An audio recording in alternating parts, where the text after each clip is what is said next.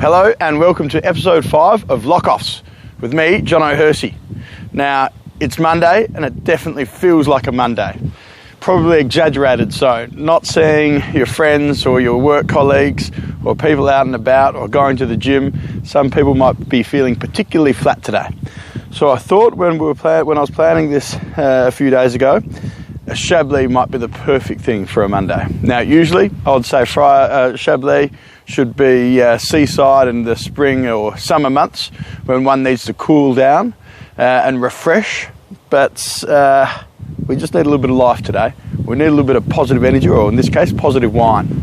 So Chablis is the northernmost limits of Burgundy. It has more in common in terms of terroir probably with Champagne than it does with Burgundy proper. The wines are steely and mineral and can often taste like the oyster shells on which the ground is made up of. The Kimmeridgian clay is made up of tiny little fossilised oyster shells, and it imparts a mineral flavour and an iodine flavour. And it is absolutely beautiful paired with seafood, or in this case, Fromage de Meaux, which Valerie Hembest from the Smelly Cheese Co. planted. Now, all day I was thinking, I just don't know if I need a glass of wine. I didn't know if I wanted a coffee. I didn't know if I wanted a bit of carrot cake or banana bread. And it wasn't until I got home and got a bit of fresh air and actually pulled the cork on the Chablis and unravelled the cheese that I realised that this is exactly what I needed. So if you're feeling a little flat, just pull the cork on it, get some cheese, and just force your first couple of sips. That's what I did, and it's come up trumps. I've only had 2 sips and I feel magnificent. So, Domaine, Agnes and Didier Dauvissat are classic Chablis producers. Predominantly all stainless steel. They do a couple of cuvées where they play around with a bit of, I'm going to cough a bit of wind there, where they play around with a little bit of wood. And the wood can actually when not managed properly, can detract from the minerality. Now, a lot of the best producers all use old wood, Vincent Dauvissat and Ravenot, Christian Moreau, but it's just about how they do it. So again, you want tighter grain wood, and also maybe even a combination with very large format foods, which are 4,000 litre barrels, or stainless steel. Agnes and Didier Dauvissat definitely opt for the stainless steel. Now, they are located in the village of Beine, B-E-I-N-E.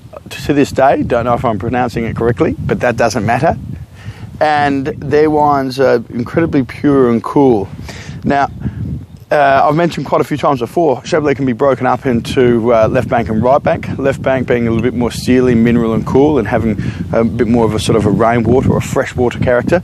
And on the right-hand side, it catches a little bit more sun and can be a little bit riper and richer. That's where all the Grand Crus are, on the right bank.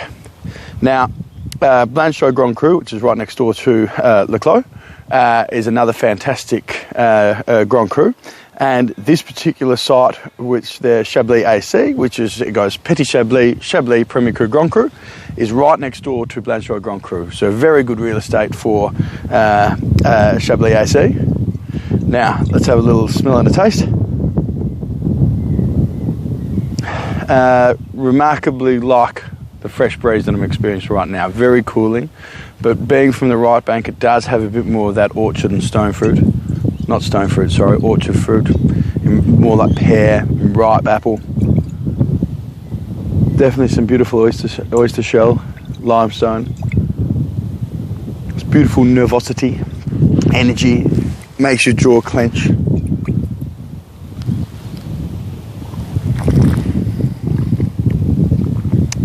And on the palate, while it's a full Chablis and very mineral, it's still incredibly fresh, and it is exactly what I needed.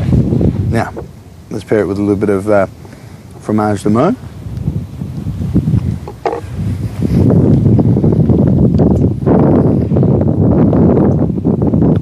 It's a brie. It's quite cold, so it's gone harder than it was when it was inside by the fire, but it's got just a touch of a bite.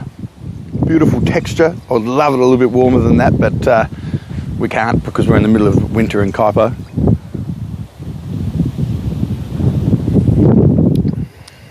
And it's just the perfect match. it makes the wine more mineral. Longer, you still get a little bit of bite from the cheese itself, which is really nice, but there's no bitterness in the wine. So the bitterness in the cheese and the bite is pleasing, but sometimes when you have a cheese it can make the wine bitter and it's not pleasing. But this genuinely just rips away. 2019 was a vintage in Chablis. The wines had quite a bit of puppy fat, so they need a year or two to actually sort of shred that off to show its salinity. This cheese helps remove that and just expose more of its minerality and structure. Now, I'm going to go enjoy the rest of my Monday night, as everyone should. There's no reason why Mondays have got to be shit. They can be very good too. Cheers and all the best.